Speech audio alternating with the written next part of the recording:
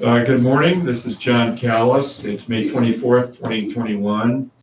It's my pleasure today to introduce a panel of experts that will discuss Senate Bill 326, which is referred to as the balcony bill.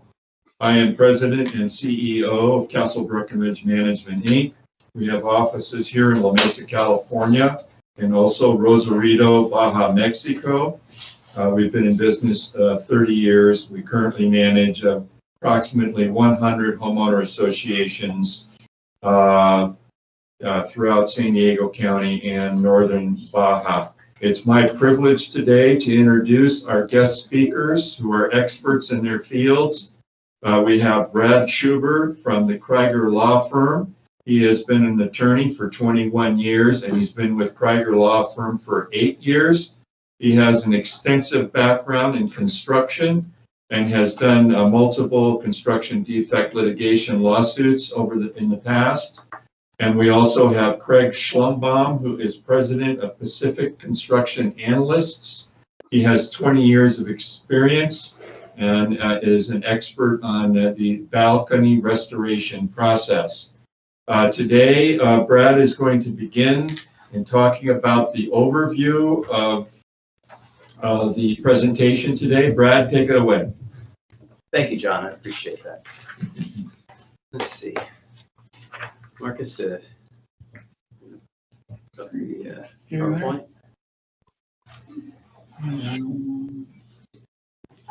All right. All right. Okay. From the beginning. Ready to go to here. Great. Okay. Thank you, Marcus. You're welcome. So, just want to give a brief overview of what we're going to discuss today. So, we're going to talk about what is SB 326, why does it exist, why do balconies fail, what is required under the statute, when do we have to inspect, do all associations have to inspect, what kind of inspection is required, who performs it, what exactly needs to be inspected, what is an EEE, how many of those need to be inspected, is there anything that we need to do prior to inspection? After this inspection concludes, will a report be prepared? What if a safety concern exists? What do you do? Will the board receive a copy of the report? If local agencies are involved, can they recover any sort of enforcement costs? And then just sort of generally, how should we proceed and how should we proceed if we know that we have problems today? There's a couple different paths there that we want to consider. And of course, if repairs are required, how does an association go about paying for those repairs? And then we'll have a question and follow up at the end. Okay. So, Brad, what is SB 326? So, saying it sort of generically, SB 326 is a Senate bill that requires some associations, not all, but some, to perform an inspection of certain building components, not all, and structures, such as balconies, to make sure that they are generally safe for use. That's the main thrust of that. This law went into effect on January 1st, 2020, and it amended and added certain civil codes. It added Civil Code 5551, which we're going to focus on today. It also added Civil Code Section 5986, and it amended Civil Code Section 6150, and those other two statutes have to do with construction. So those other two sections, we're not going to touch on. It is an important part of the bill, but we really are going to focus only on 5551 for purposes of today. That's where the crux of the balcony bill is located. Okay, Craig, why does SB 326 exist? To save lives. The state of California has a history of grandfathering in old building codes. They don't have It's not very often that the state of California has come in and made laws like SB 326. When they have, it's been to save lives. There were some laws that were enacted after the Loma Prieta earthquake in 1989. And here's Senate Bill 326. You know, there's a lot of talk that it came out of the Berkeley deck collapse. There was a residential deck in Berkeley on the 5th floor of an apartment complex. There were a group of individuals went out on a deck. The deck collapsed. 6 people were killed. 7 people were injured. And so when you're looking at Senate Bill 326, it's an effort by the state, fortunately, if you really stop and think about it, to make sure something like the Berkeley deck collapse never occurs again. In reality, if we go to the next slide, you know, it was enacted, you know, more recently based on a 2006 incident. Just here in the last couple of weeks in May, in a single-family residence, it's my understanding, in Malibu, there was another deck collapse that was actually caught on video. There was a lot of news coverage of it, where a group of individuals fell 10 to 15 feet down onto jagged rocks below. 9 people were injured, 4 were hospitalized. Fortunately here, the surf was such that actually nobody had to deal with maybe a lifeguard incident. So, you know, we look at 2006 and we look at this horrific deck collapse in Berkeley, but here we have an example very recently, just to kind of suggest that this is not a situation that doesn't happen very often. These are real life issues that have to be addressed. Okay, Craig, why do balconies fail? You know, specifically in Southern California, but this really goes throughout the country. You know, we see a lot of different mechanisms and reasons why decks have issues.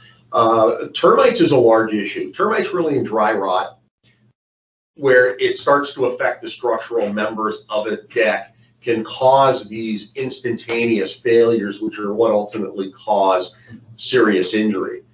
We have issues of poor maintenance, kind of all the way around can play into it. Rust and oxidation of railings and connecting members. If you think about you know, these deck surfaces collapsing, it's just as dangerous for a group of children to run out on a deck and they're playing around, and you have 5 kids kind of lean up against the same railing at the same time, and you can have failure because of the way that the railings are attached.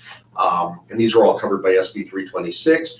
And then when you stop and think about it, there are older building codes that are not nearly as restrictive as they are today regarding deck construction. So if you're looking at buildings that were built 30, 40 years ago, the requirements for some of those components are nothing near as strong as what they are today. And then last but not least, which is what we really just looked at in both the Berkeley and the Malibu issue, is you take any of these issues and combine them with overloading, and you have the potential for a horrific event. All right, thank you. Brad, what does SB 326 require? All right. So, yeah, when we look at the statute, I'm going to say this sentence stands out to me as being the primary focus of what is required. And we sort of color coded this and tried to highlight the different components. And what we want to do, what we're going to do today is take this Civil Code section 5551B, and we're going to dismantle it a little bit and talk about what is required. So the prime directive is for some associations, as we'll talk about, at least once every 9 years, the board of an association of a condominium project shall cause a reasonably competent and diligent visual inspection to be conducted by a licensed structural engineer or architect of a random and statistically significant sample of exterior elevated elements for which the association has maintenance or repair responsibility. So that's the you know, what is required. This sentence sort of encapsulates it, but as we're going to see, each one of these different highlighted sections has a little wrinkle to it. It means something a little bit more. So we're going to try to break that down for everybody today. Brad, when do we have to inspect? All right. So we just saw we have to do it at least once every 9 years. But when's the first one? When do we have to have the first one done? Well, it says 5551I says the first inspection shall be completed by January 1, 2025.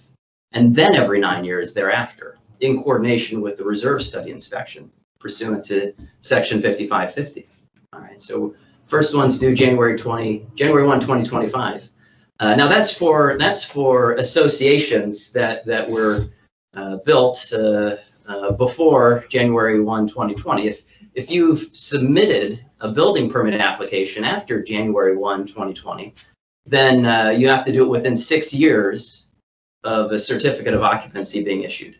All right, so there's a couple parameters there. So you have to take a look at how old your association is. But for the vast majority out there, January 1, 2025 is the very first date, and then once every 9 years thereafter. So that's when. Let's see. Let's Mark, advance the slide. Okay, great. Yes. Now, do all associations have to inspect? The answer is no, not all associations. Some associations. Well, we just read in the prime directive there that a board of an association of a condominium project shall cause. So what does that exclude? Well, in the civil code at 4100, there are four types of common interest developments. There are condominium projects, there are planned developments, there are community apartment projects, and there are stock cooperatives. Okay. If you're a CID and you have one of those other three, then you don't have to. It's just if it's a condominium project. And then a little bit further on in the statute, at section 5551L, it also says something sort of interesting. It says this section shall only apply to buildings containing 3 or more multifamily dwelling units. So if you have a triplex or a quad, or you have 5 or 6 or 7 that are all part of the same building, then this applies. But if you're a condominium project and you have a bunch of duplexes, then according to statute, you don't have to comply with 326. So you need to take a look around your condominium project. You got to count how many units you have in a building to know whether or not this statute applies. Okay, Craig, what kind of an inspection is required? Based upon section 5551, a reasonable, competent, and diligent visual inspection. This is maybe a little bit where the law starts to get a little vague, and it continues to get a little vague, and we'll talk about this a little bit more as we go. But ultimately it defines a visual inspection as an inspection through the least intrusive method necessary to inspect load-bearing components. I want to stop there for a moment. The least intrusive method, if you have a deck that's open frame construction and you can get underneath that deck, look up and see everything, you really don't have to do very much other than a basic visual inspection.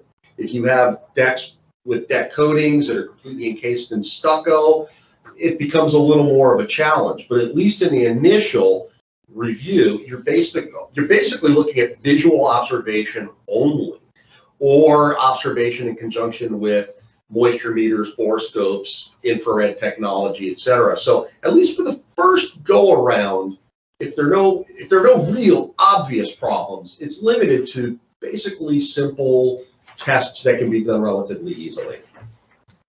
All right, Craig, what about an invasive inspection?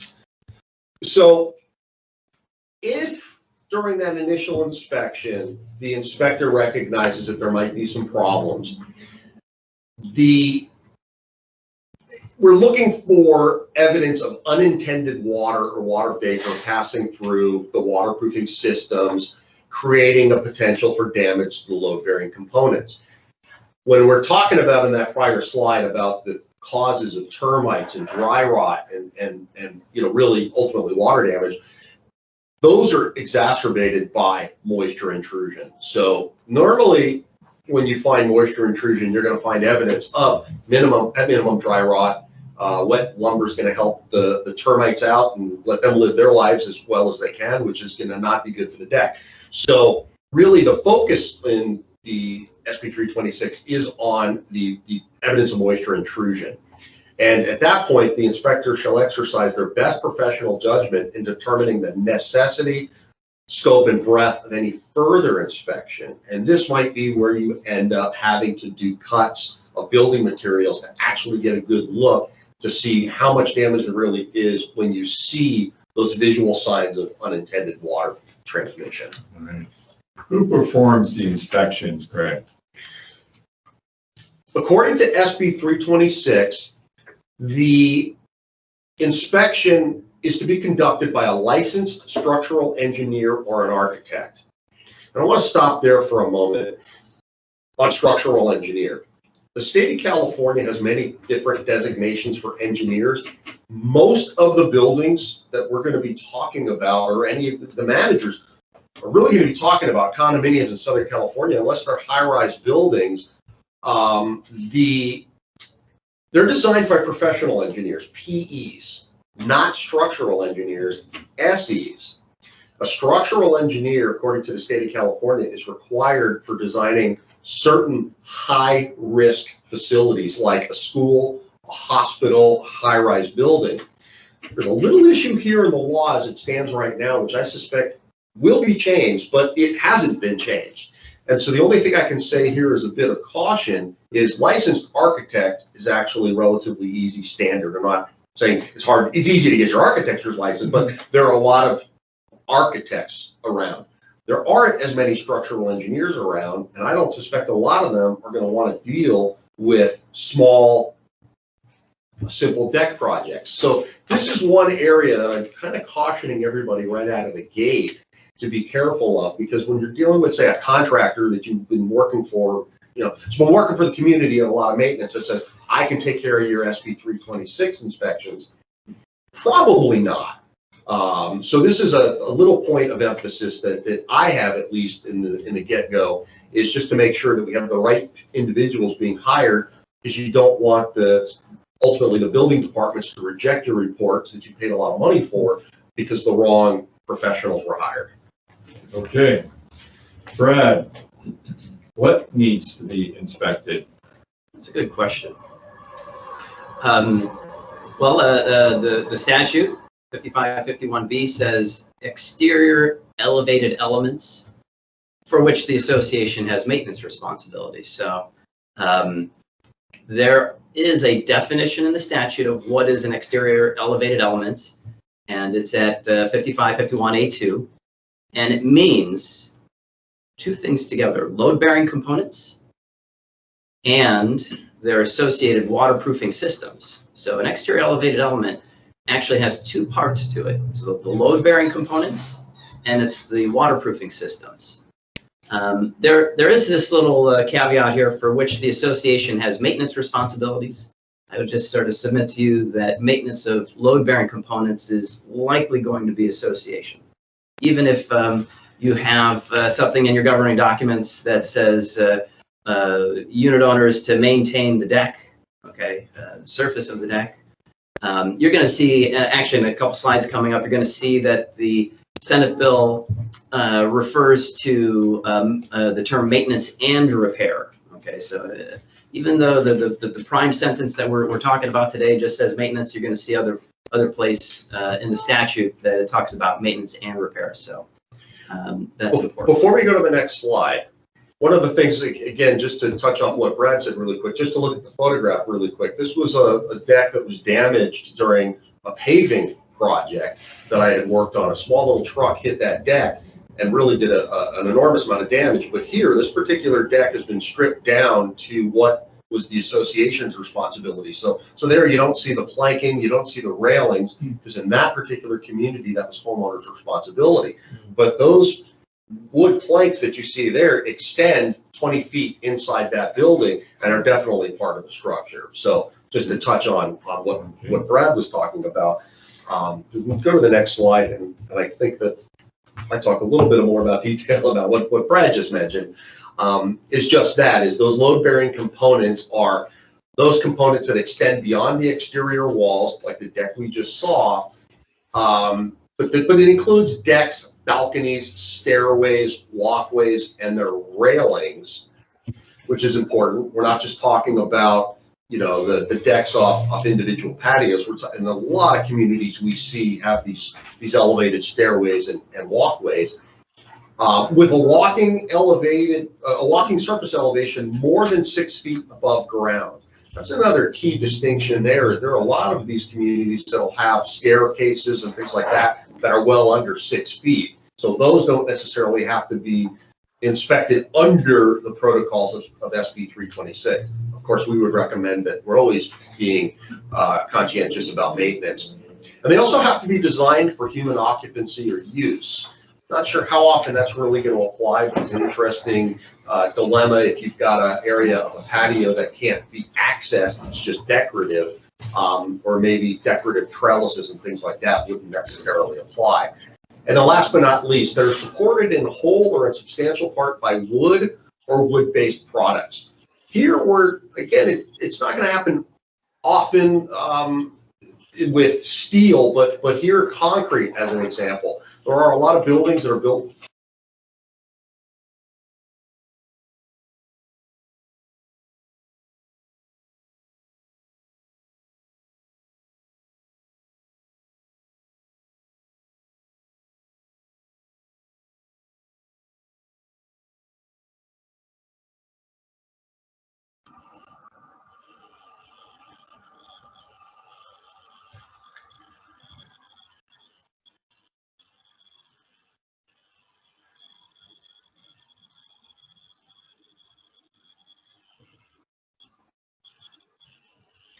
Hello, I lost the audio.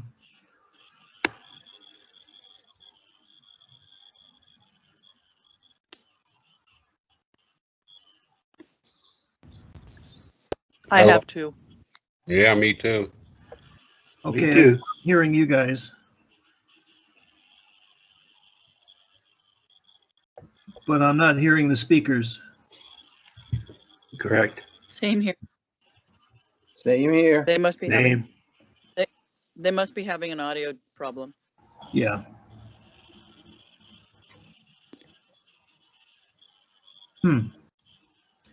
Maybe we should wave at them.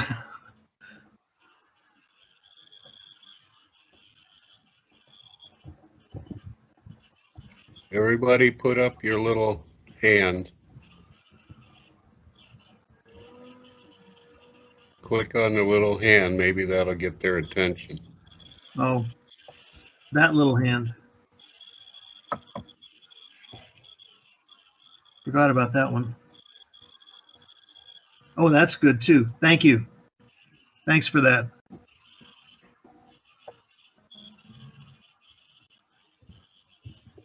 There we You're go. welcome. There we go. Hopefully they should see it.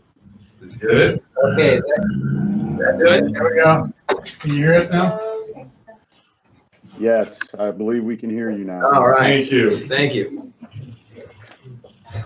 Talk about associated waterproofing systems again. Back here.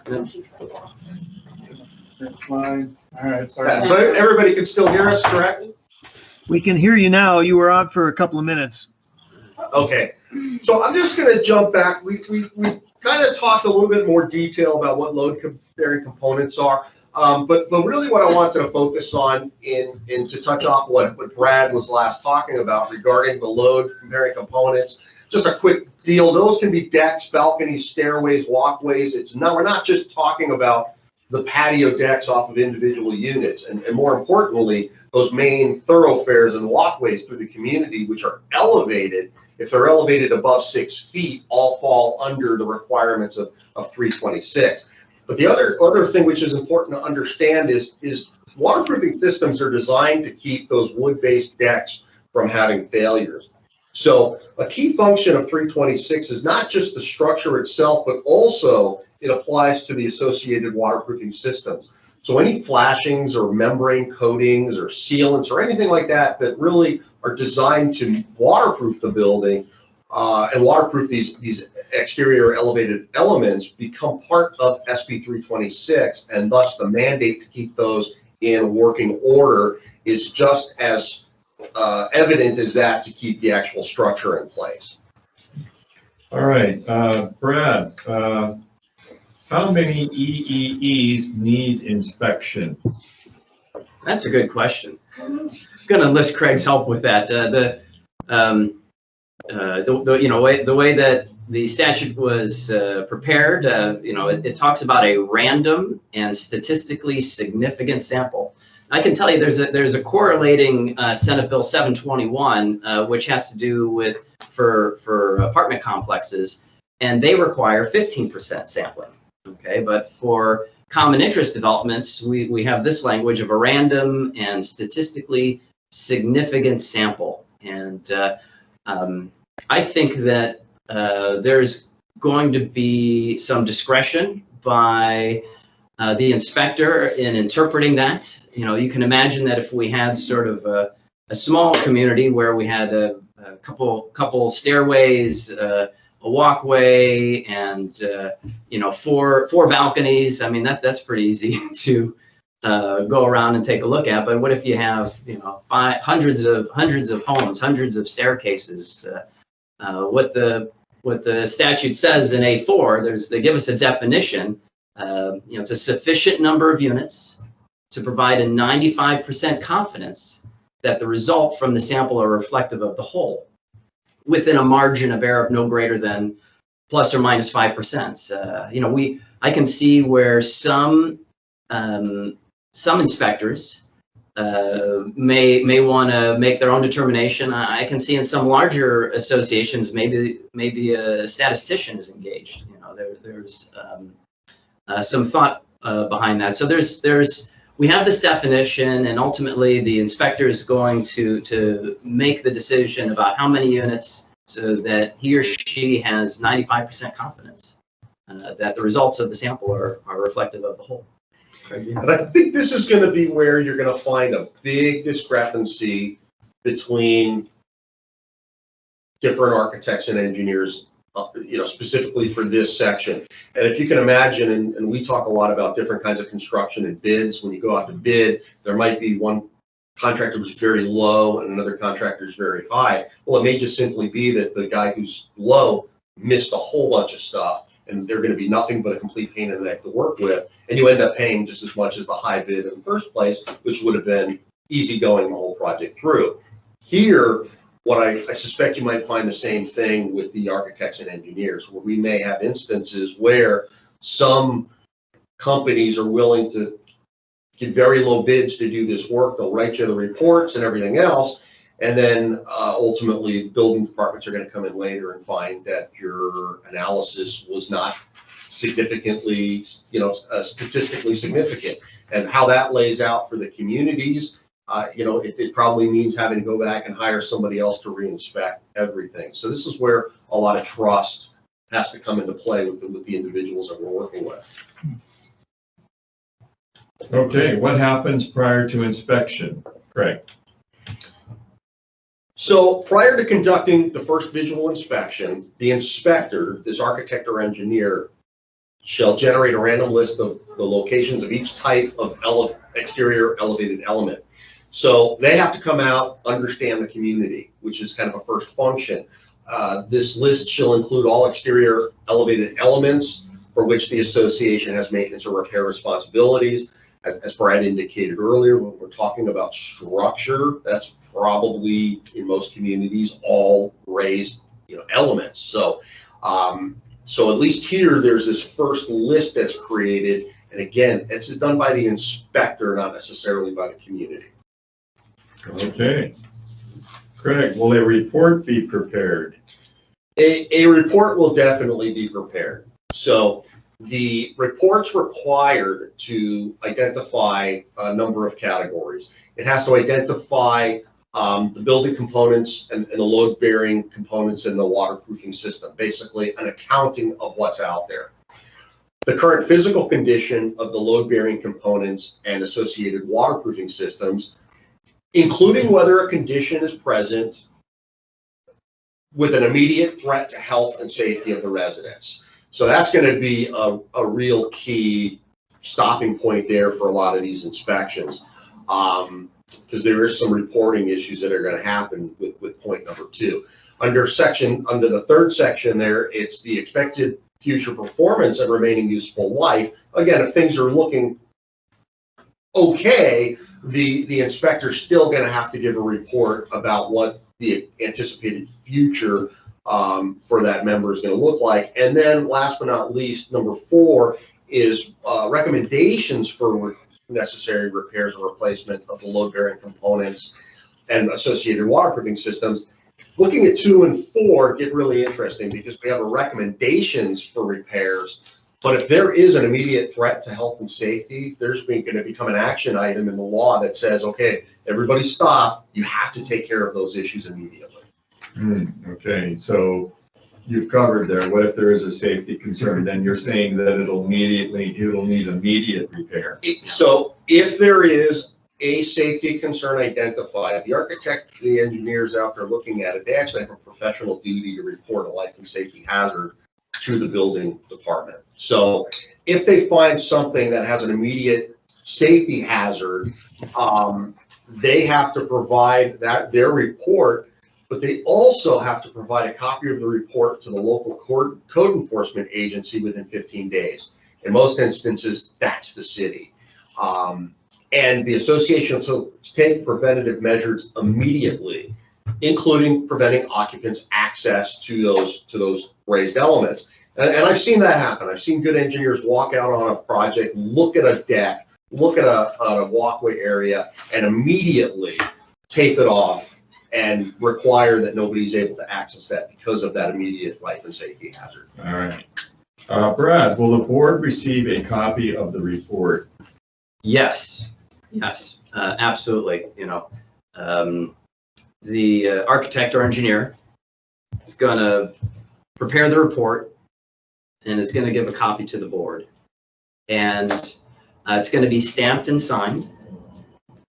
And when the association receives it, if there's a immediate life safety issue, then of course the association leaps into action and we take it all off, prevent people from going there. If there's no immediate life safety issue, maybe there are some repairs, then of course that'll be the basis for performing repairs. It's possible that the inspection occurs and there are no action items. That's a third possibility. But whatever the report says, we have to keep that for 2 inspection cycles as records of the association. All right, so there's a part of the Civil Code 5200 that talks about records of the association. This is important sort of addition here. We have to keep it for 2 cycles. So what is a cycle? Well, 9 years is a cycle. We have to keep these records for 18 years. Okay. So we want to hang on to those. That's a big statement. And they're used for future inspections. That is part of it. Okay, Brad, and can local agencies recover their enforcement costs? There's a handsome fellow right there. The answer is yes. So section 5551 G2, local enforcement agencies shall have the ability to recover enforcement costs associated with the requirements of this section from the association. So yeah, they can recover enforcement costs. So that's not those can add up. I just say, and we need whatever. We want to avoid any type of enforcement activity. All right. Craig, how should an association proceed?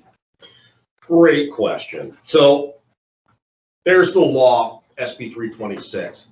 And basically what SB 326 lays out with some additional kind of industry standard comments is really the first thing you have to do is hire a qualified SB 326 inspector to be part of your team. And we've highlighted the word team. Team is really important. You obviously want somebody you trust and can work well with the boards and the community, because obviously there's a lot of weight that goes into what these inspectors are going to find. When those, next step is to ultimately perform the 326 visual inspections and issue the reports. If problems are discovered, there's a requirement to perform additional intrusive inspections where they're actually really getting to the nitty-gritty of looking at the building components that are having issues. There needs to be a design ultimately for the repairs. Locating as-builts is an important part of this. If you have good as-builts for your buildings, you can save an enormous amount of time and energy from your 326 inspector, that architect or engineer. So it's really important to keep those as-builts. Then ultimately the design professional would design those repairs with those as-built. They're going to go apply for permits. Then you need to find a licensed and insured contractor. John and I, we've had this conversation quite a bit. licensed, insured, and trusted contractor is really important here. And then ultimately you can effectuate repairs.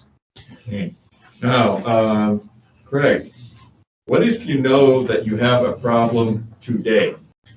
So remember, we have about 4 years before we have to have our first official SB 326 inspection. It's less. It's for 2020. You're right. I'm bad at math. I'm an engineer, but I'm bad at math. Don't worry about it. It's less. Thank you, Brad. We have time though.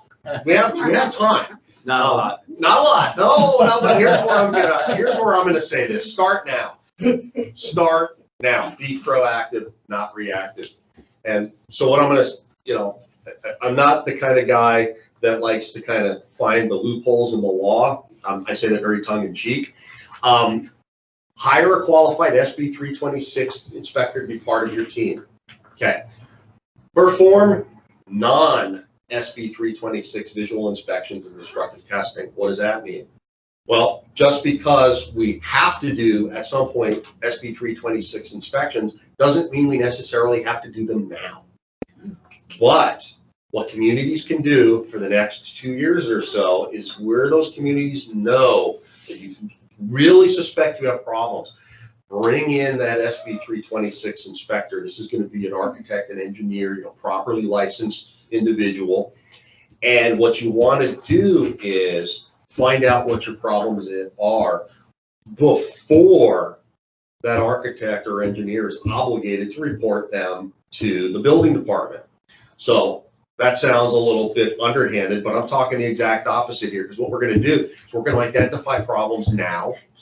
Again, we're going to locate those as-built, and we're going to go to the city or the county, wherever you are, and we're going to go apply for permits. We're going to go get our licensed contractor, and what we're going to do is we're going to notify the building department, and we're going to give them our plan. Look, building department, we know we have some issues. We know SB 326 is coming up, but what we want to do is we're going to go ahead and do some repairs. There's no mandate that we have to do the SB 326 inspections yet. Let's get those decks in healthy order so that when we do have to go out and perform an SB 326 inspection with all those formal reporting issues, that we have taken care of some issues that can get us that clean bill of health. As an example, and right now we have a couple projects underway. What we're recommending to do is while we're fixing deck surfaces and things like that, let's take care of those issues that might flag an SB 326 inspection later, and let's appropriately go do a $5,000 repair on it, instead of waiting and maybe having the city come in and tell us, no, tear that whole deck out and start over. So what we can do is, if we start now and if we're proactive, what I'm recommending strongly is that we try to take care of these repairs before we have to mandatorily report those to the cities, so that way we can come to the city with our plan to fix something versus having the city tell us how it needs to be fixed and in what time frame. So at least for the next couple of years, we have, like I said, Brad's going to say we don't have a lot of time. We don't have a lot of time. Not a lot of time. But we do have some time, and what we can ultimately do is potentially save really these communities a lot of money by not being told by the cities what to do. Let's go ahead and let's come up with a plan where we can drive the project, not the other way around. Okay. So how should an association pay for repairs? Very sensitive and a very difficult issue for every board of directors at every homeowners association, including the ones that I currently myself manage or consult to. And I think that there are, under the law, most of you board members know that there are options available in the civil code which allow you to fund various reserve expenses. And these are very familiar to you. The question is not whether or not you can use them, it's in what combination you may use these different funding options, which include using your reserves. Remember that your reserve study more than likely includes a component for these elements of the buildings. If it does not, for whatever reason, include these components, then this is an excellent time to have your reserve study updated now. That's number one. Number two, the board of directors may ask for a special assessment. It may not approve a special assessment because it is generally a membership responsibility to approve a special assessment, but the board may recommend one. Three, you may also consider receiving a loan from a third-party banking institution, and that too probably will require the approval of the membership for a specific loan. How do you know what's best? That's the $64,000 question. My most recent experience, just in the last several weeks, includes these steps. These particular steps include process is what I have recommended to various clients. First of all, do a survey. Take the temperature of your membership and find out what they would consider. I think this will save you a lot of pushback and angst within your community if you first just do a survey and ask them what options they prefer. Remember, no one wants to have something shoved down their throat. All of you know that. Most people want to be asked what they prefer. That's number one.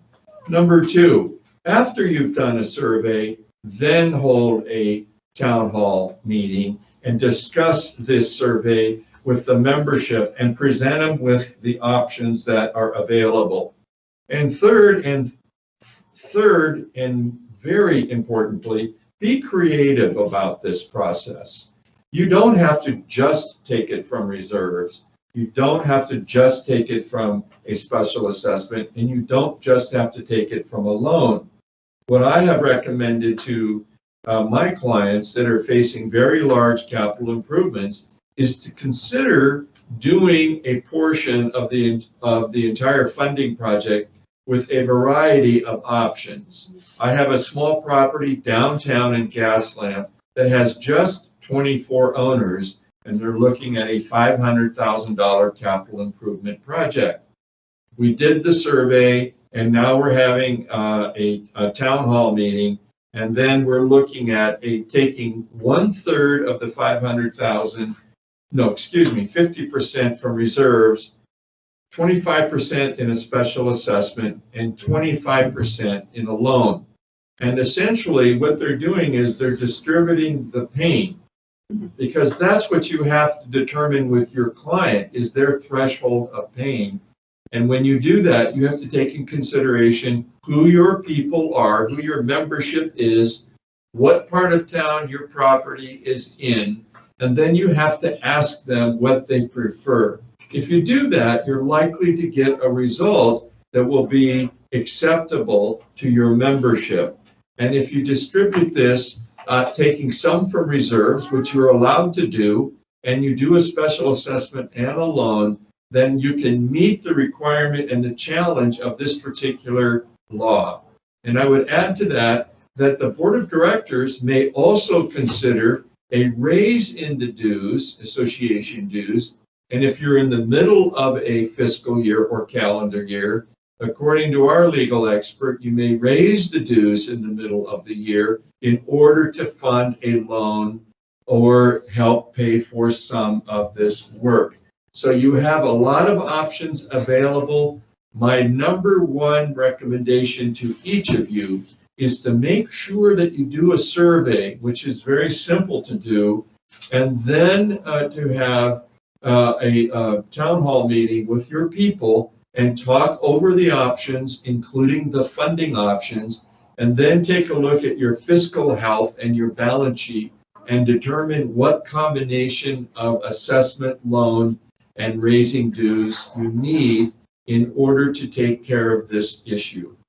I think that that's a very practical and realistic approach and will minimize the conflict that you and headwinds that you will experience going forward.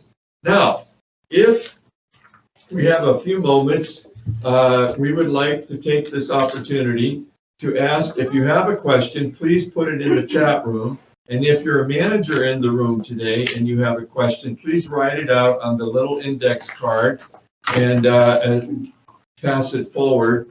If you need an index card, I can pass them along here to you. And Marcus, do we have any questions in the chat room? Not yet. Not yet.